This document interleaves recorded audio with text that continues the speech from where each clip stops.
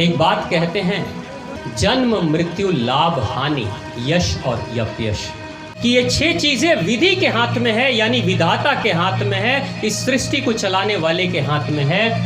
किसी के भी मन में ये विचार उठ सकता है कि जन्म मृत्यु भी भगवान के हाथ में है, यश अपयश भी भगवान के हाथ में है, लाभ हानि भी भगवान के हाथ में है, तो हमारे हाथ में क्या है? हम क्या करें? यानी लाभ होगा कि हानि होगी ये भगवान ही तय करेंगे। हम कब जिएंगे कब मरेंगे ये भगवान ही तय करेंगे। हमारी प्रसिद्धि बढ़ेगी कि बदनामी होगी ये भगवान ही तय करेंगे। तो फिर इंसान क्या तय करेगा? इंसान क्या करेगा?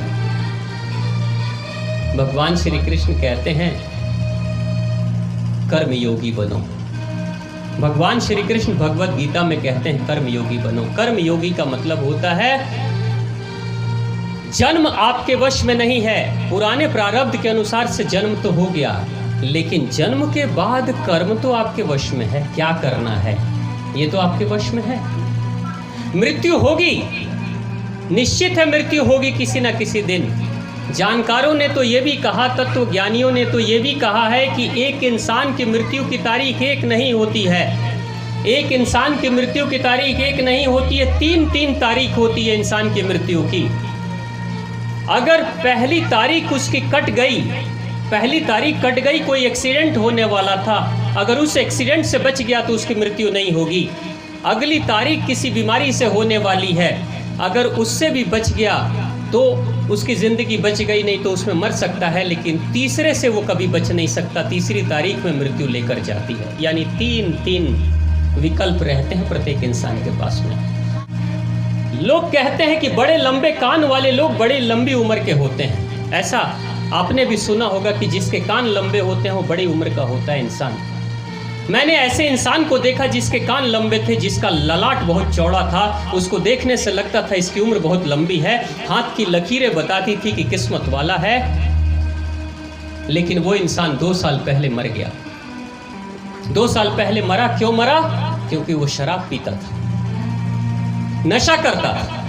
नशा करते करते धीरे धीरे लंबी उम्र की लकीर जो थी, कान लंबे थे, ललाट लंबे थे, सबको उसने पीछे छोड़ दिया और कर्म के आधार पे अपनी मृत्यु को जल्दी बुला लिया। नशा करता था। यही है, 3 विकल्प में से जल्दी मृत्यु आएगी, वो निश्चित आएगी, लेकिन आपके कर्म के आधार पे मृत्यु आगे या पीछे जा सकती। ये कर्म के आधार पे, मनुष्य के वश में कर्म है, मनुष्य कर्म कर सकता है। लाभ हानि की बात भगवान कहते हैं, लाभ और हानि। गुड्डू जी व्यापार कर रहे हैं, बेहतर से व्यापार करेंगे, मन लगाकर व्यापार करेंगे, दिन रात अपने व्यापार के बारे में सोचेंगे, अपने ग्राहकों का ठीक से ध्यान रखेंगे, तो हानि होगी या लाभ होगा? निश्चित तौर से लाभ होना है। लेकिन एक दूसरा इंसान है कि दुकान खोल दिया है, अपने स्टाफ के भरोसे छोड़ दिया है, खुद इधर उधर घूम रहा है, कस्टमर का ध्यान नहीं रख रहा है, तो उसके बाद से हानि तो होगी ना। हानि होगी तो वो कहेगा कि देखिए हमने भी व्यापार किया, लेकिन मुझे तो हानि हो रही है, गुड्डू जी को तो लाभ हो रहा है। भाई कर्म गुड्डू जी का कैसा है और हानि होने वाले इंसान का कर्म कैसा है, उसी के अनुसार से लाभ और हानि उसके तरफ आकर्षित होती है। यानी कर्म के आधार पर लाभ हानि भी आकर्षित होती है। ठीक यही चलता है। भगवान कहते हैं यश और अपयश, यानी कि जीवन में आपका नाम प्रतिष्ठा बढ़ेगा, शोहरत बढ़ेगा या आपकी बदनामी होगी, ये भगवान के वश में है, लेकिन कर्म तो हमारे वश में है ना।